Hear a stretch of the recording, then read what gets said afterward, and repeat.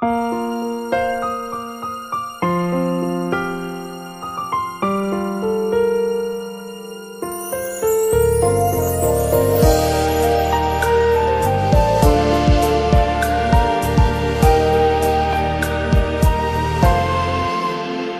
นี้ជាព្រំលីខិតឬទេវតាប្រទី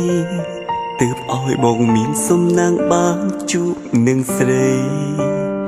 ស្នេហាអូនឲ្យបងស្មោះអស់ពីហារទេបេះដូងបងមានក្តីសុខព្រោះតទស្សនាពិតអរគុណដែលអូនស្រឡាញ់បងដល់ថ្នាក់នឹងអរគុណប្រលឹងនៅក្បែរបងផ្ដល់កម្លាំងចិត្តក្តីសង្ឃឹមកើតមានឡើងព្រោះវមិត្តធ្វើឲ្យជីវិតបងមានរស្មីដូចពេលនេះតាំងពីពេលបងមានអូនដូចមានអ្វីគ្រប់យ៉ាងអូនគឺជាពន្លឺភ្លឺស្វាងអូនជាមនុស្សពិសេស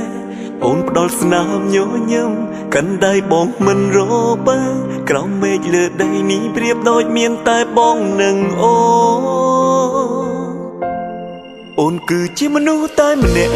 ដែលបងចាឆ្លាក់ឈ្មោះទុកក្នុងបេះដូងដឹងទេពីភពលោករបងគឺរូបស្ងួរមិនទៀមទាអ្វីទាំងអស់ឲ្យតែមានអូននៅក្បែរខ្លួនព្រោះអូនសំខាន់សម្រាប់រូបបងលើកអ្វី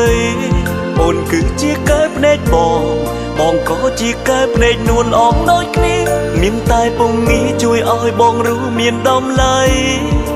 រួមផ្លូវស្នេហ៍ជាមួយអូនមកស្គាល់តែភាពជោគជ័យនេះជានិស្ស័យគ្មានអ្នកណាកែប្រែបានជារៀងរហូត